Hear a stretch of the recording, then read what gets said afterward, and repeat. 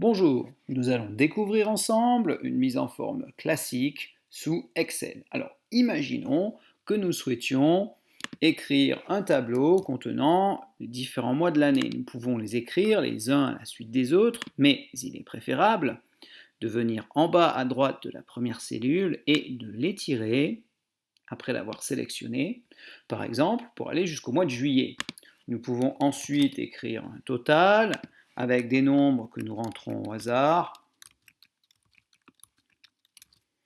Voilà, vous remarquez immédiatement que les nombres sont écrits à droite des cellules alors que les chaînes de caractères sont écrites à gauche des cellules. En effet, Excel est capable de faire la différence entre une chaîne de caractères et un nombre sur lequel il va pouvoir effectuer des opérations.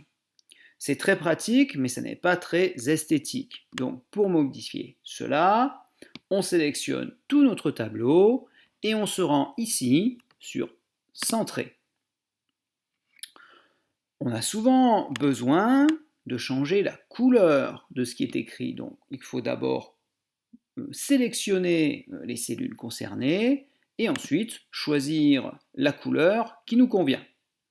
Par exemple, bleu. On a souvent besoin de changer la couleur de fond. C'est exactement le même principe. Une fois sélectionné, on peut se rendre ici pour choisir une couleur et l'appliquer. Très souvent, on a également besoin d'appliquer une bordure à notre tableau. Donc, les bordures se situent ici. Alors, deux possibilités. Soit on sélectionne à l'avance notre tableau et on choisit la bordure, le type de bordure qui nous convient.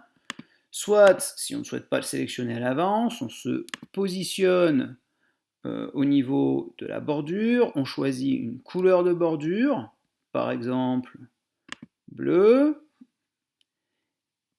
et ensuite on va sélectionner les différents éléments concernés. Ensuite, on choisit le style de bordure que l'on veut appliquer, par exemple épais, et on va de nouveau sélectionner les différents éléments concernés.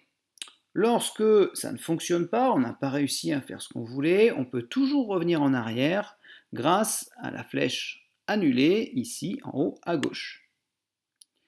Donc je reviens en arrière et maintenant je recommence. Je vais appliquer à ma bordure un certain style, disons celui-ci, et je vais l'appliquer à toutes ces cellules. Si maintenant je souhaite effectuer une autre opération, il faut que je sorte de ce mode bordure, puisque vous voyez que ici ma souris est encore en mode écriture. Il me suffit d'appuyer sur mon clavier sur la touche échappe en haut à gauche pour revenir à un mode normal.